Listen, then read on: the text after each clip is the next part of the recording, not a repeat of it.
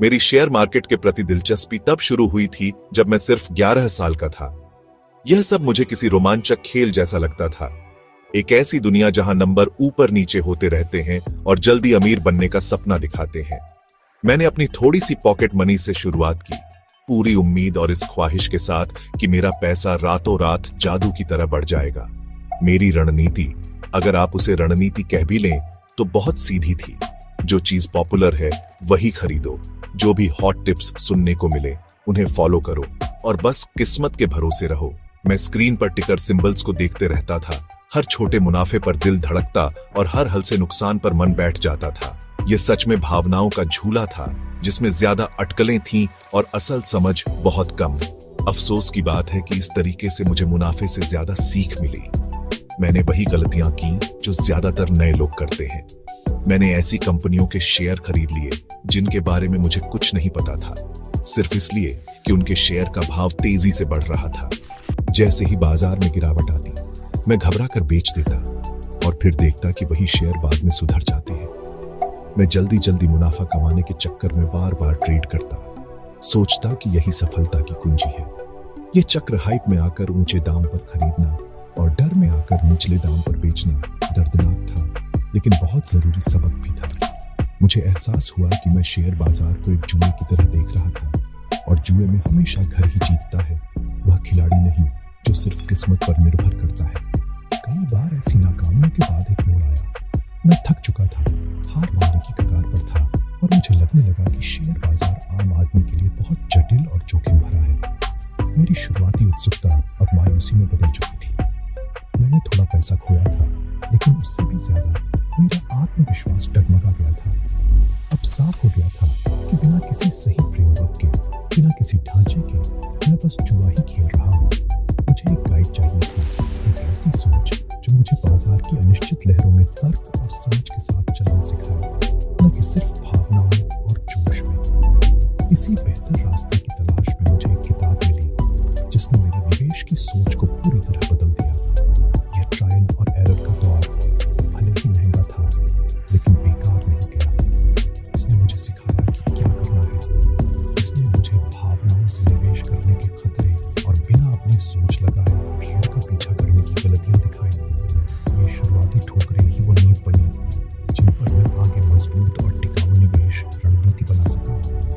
मैंने सीखा कि असली निवेश बाजार को सही समय पर पकड़ने या झटपट अमीर बनने का कोई गुप्त फॉर्मूला ढूंढने के बारे में नहीं है। यह तो कहीं ज्यादा गहरा है। इसमें अनुशासन, धैर्य और सोच का पूरा बदलाव चाहिए। असली सफर अब शुरू होने वाला था और इसकी शुरुआत एक कालजयी किताब में छुपी समझदारी से हुई। सब कुछ बदल गया जब मैंने बेंजामिन ग्राहम की मशहूर किताब उठाई।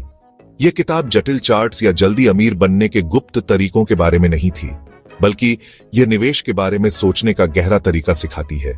ऐसा लगा जैसे कोई समझदार गुरु मुझसे सीधे बात कर रहा हो और समझा रहा हो कि निवेश भावनाओं या भावों की अटकलें लगाने का खेल नहीं, बल्कि असली बिजनेस में हिस्सेदारी लेने का तरीका है। ग्राहम की बातों ने मुझे वो स्पष्टता और ढांचा दिया जिसकी मुझे सख्त जरूरत थी। उन्होंने एक ऐसी सोच दी जो तर्क, अनुशासन और बिजनेस जैसी सोच पर आधारित थी। ये मेरे अब तक के उलझे भावनात्मक फैसलों से बिल्कुल अलग थी। ये मेरे लिए एक खुलासा था जिसने मेरी पूरी फाइनेंशियल सोच बदल दी। किताब का मूल संदेश बहुत सीधा लेकिन ताकतवर था। एक निवेश वही है जिसमें पूरी जांच पड़ताल के बाद पूंजी की सुरक्षा और उचित रिटर्न की संभावना हो। जो ऑपरेशन इस कसौटी पर खरे नहीं उतरते, वे सिर्फ सट्टा है। यह फर्क मेरे लिए जैसे एक बल्ब की तरह जल उठा। मुझे समझ आया कि मैं अब तक सिर्फ सट्टा ही कर रहा था, निवेश नहीं। ग्राहम ने सिखाया कि शेयरों को सिर्फ स्क्रीन पर चमकते नाम और बदलते दाम की तरह मत देखो। असल में यह किसी जीती जागती कंपनी में छोटी हिस्सेदारी है। यह सोच का छोटा सा बदलाव ही मेरे लिए क्रांतिकारी था। अब मेरा फोकस कल शेयर का दाम बढ़ेगा या नहीं से बदलकर क्या यह कोई अच्छा बिजनेस है जिसमें मैं लंबे समय तक हिस्सेदार बनना चाहूंगा पर आ गया। इस नई सोच के लिए अलग कौशल चाहिए थे। अब बाजार की मनोदशा भांपने की बजाय कंपनी की सेहत को समझना जरूरी हो गया था। मैंने balance sheet, profit and loss account जैसे फाइनेंशियल स्टेटमेंट्स पढ़ना सीखना शुरू किया। जो दस्तावेज पहले डरावने लगते थे, वे अब कंपनी की ताकत, कमजोरी और भविष्य की कहानी सुनाने लगे। अब मैं सिर्फ बाजार का हिस्सा नहीं था, बल्कि एक बिजनेस एनालिस्ट बनता जा रहा था। मकसद ये नहीं था कि बाकी सबको शॉर्ट टर्म में मात दूं, बल्कि बेहतरीन बिजनेस के साथ पार्टनर बनूं और उनकी ग्रोथ से समय के साथ संपत्ति बनाऊं। इस किताब ने मुझे यही करने का स्पष्ट अमल करने लायक ढांचा दिया, ने मुझे बाजार की भावनात्मक आंधियों से बचने के लिए मजबूत मानसिक मॉडल दिया। इसमें बताया गया कि सफलता की कुंजी कोई ऊंची बुद्धि या अंदर की जानकारी नहीं, बल्कि एक मजबूत बौद्धिक ढांचा और अपनी भावनाओं पर नियंत्रण है। ग्राहम के सिद्धांतों ने मुझे मेरे सबसे बड़े दुश्मन यानी खुद की भावुकता से बचाव दिया। इस किताब ने यह वादा नहीं किया कि निवेश आसान हो जाएगा, लेकिन यह जरूर सिखाया कि निवेश को तर्कसंगत कैसे बनाएं। इसने मुझे बाजार की जटिलताओं में आत्मविश्वास और स्पष्ट मकसद के साथ चलने का रोड मैप दिया और मुझे एक सट्टेबाज से सच में बुद्धिमान निवेशक बना दिया। ग्राहम ने जो सबसे पहली और बुनियादी सीख दी वह यह है कि हर शेयर को असली बिजनेस में हिस्सेदारी की तरह देखो। जब आप किसी कंपनी का शेयर खरीदते हैं तो आप सिर्फ एक डिजिटल सर्टिफिकेट नहीं खरीद रहे, बल्कि उस कंपनी के हिस्सेदार बन रहे हैं। इसका मतलब है आपको उतनी ही सावधानी से शेयर खरीदना चाहिए जितनी आप पूरी कंपनी खरीदने में बरतते। खुद से पूछो, क्या यह कंपनी ऐसा उत्पाद या सेवा बनाती है जिसकी लोगों को सच में जरूरत है? क्या इसकी वित्तीय स्थिति मजबूत है? क्या यह लगातार मुनाफा कमा रही है और उसकी कमाई बढ़ रही है?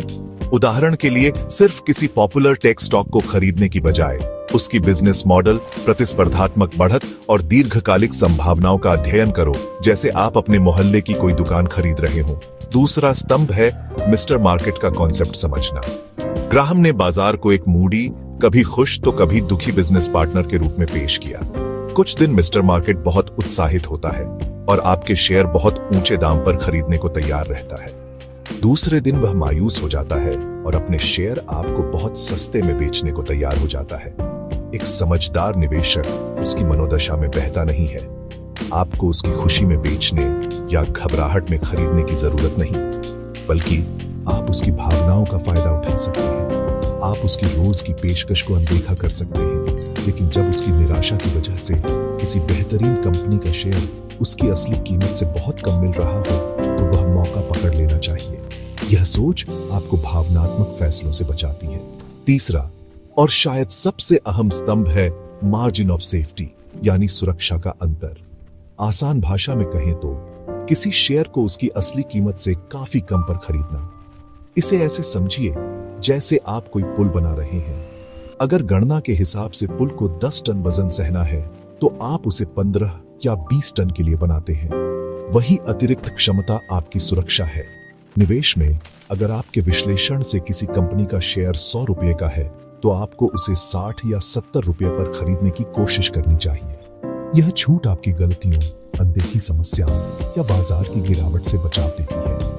यह गारंटी नहीं देती कि आप कभी गलती नहीं करेंगे, लेकिन आपकी सफलता की संभावना जरूर बढ़ा देती है। ये तीनों विचार मिलकर एक ताकतवर निवेश रणनीति बनाते हैं। जब आप खुद को बिजनेस ओनर की तरह सोचते हैं तो कंपनी की असली कीमत पर ध्यान देते हैं। मिस्टर मार्केट की समझ आपको भावनाओं से बचाती है और बाजार की मूर्खता का फायदा उठाना सिखाती है। और मार्जिन ऑफ सेफ्टी पर जोर देने से आप अपनी पूंजी की रक्षा करते हैं और अच्छे रिटर्न की संभावना बढ़ाते हैं। ये ढांचा निवेश को किस्मत के खेल से बदलकर अनुशासन और दीर्घकालिक मूल्य की खोज बना देता है, जिससे आपकी वित्तीय यात्रा ज्यादा सुरक्षित और अनुमानित हो जाती है। यह एक कालजयी सोच है जो हर बाजार में काम करती है। इन 3 स्तंभों के अलावा दीर्घकालिक सफलता की एक कुंजी है ऐसे बिजनेस की पहचान करना जिनके पास मजबूत प्रतिस्पर्धात्मक बढ़त हो, जिसे मोट कहा जाता है। जैसे कोई खाई किले की रक्षा करती है, वैसे ही बिजनेस की मोट उसे प्रतियोगियों से बचाती है। यह कोई मजबूत ब्रांड हो सकता है जिस पर लोग भरोसा करते हैं, जैसे एप्पल या कोका कोला। यह कोई पेटेंट हो सकता है जो अनोखी तकनीक की रक्षा करता है, या कोई नेटवर्क इफेक्ट जिसमें सेवा का मूल्य ज्यादा लोगों के इस्तेमाल से बढ़ता है, जैसे फेसबुक या वीजा। जिन कंपनियों की मोट चौड़ी होती है वे बहुत लंबे समय तक मुनाफा कमा सकती है और दीर्घकालिक निवेश के लिए बेहतरीन होती है। सस्ती कंपनी ढूंढने की बजाय असल लक्ष्य यह होना चाहिए कि एक शानदार कंपनी को उचित दाम पर खरीदो, ऐसा बिजनेस जिसकी किलेबंदी दशकों तक टिक सके।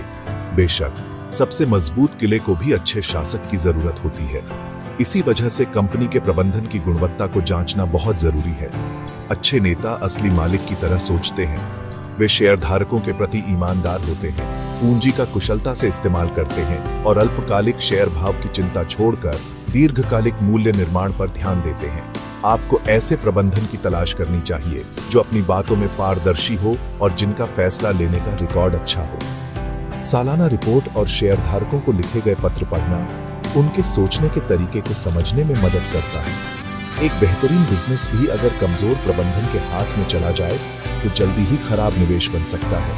इसलिए हमेशा भरोसेमंद लोगों के साथ ही निवेश करें। हमारे खुद के व्यवहार भी इस रणनीति को लागू करने में सबसे बड़ी बाधा है। हम स्वाभाविक रूप से कुछ करने के लिए बेचैन रहते हैं, खासकर जब बाजार में उतार चढ़ाव हो। लेकिन समझदार निवेशक जानता है कि कई बार सबसे अच्छा कदम कुछ न करना। जब आप पूरी जांच पड़ताल के बाद किसी बेहतरीन कंपनी के शेयर उचित दाम पर खरीद लेते हैं तो सबसे मुश्किल काम है बस धैर्य रखना, बार बार शेयर भाव देखना या लगातार खरीद बिक्री की कोशिश करना छोड़ दें। ज्यादा ट्रेडिंग सिर्फ आपके ब्रोकर को अमीर बनाएगा और आपको भावनात्मक गलती करने के ज्यादा मौके देगा। असली संपत्ति बेचैनी से नहीं बल्कि बेहतरीन कंपनियों को लंबे समय तक रखने और कंपाउंडिंग की ताकत को समय के साथ अपना काम करने देने से बनती है। आखिर में सफल निवेश की राह कोई दौड़ नहीं बल्कि एक लंबी यात्रा है। इसकी शुरुआत सोच बदलने से होती है। आप सट्टेबाज नहीं, बिजनेस के मालिक हैं। अच्छे बिजनेस को सुरक्षा के अंतर के साथ खरीदना, मिस्टर मार्केट की भावनाओं से बचना और मजबूत मोट और सक्षम प्रबंधन वाली कंपनियों को ढूंढना, यही वो मूल सिद्धांत हैं जिनके सहारे आप मजबूत और लाभकारी पोर्टफोलियो बना सकते हैं। जरूरी है कि आप होमवर्क करें, कम लेकिन बेहतर फैसले लें और सच में दीर्घकालिक नजरिया अपनाएं। यही अनुशासित, धैर्यपूर्ण और बिजनेस जैसी सोच असली बुद्धिमान निवेशक बनने और आर्थिक भविष्य सुरक्षित करने का असली राज है।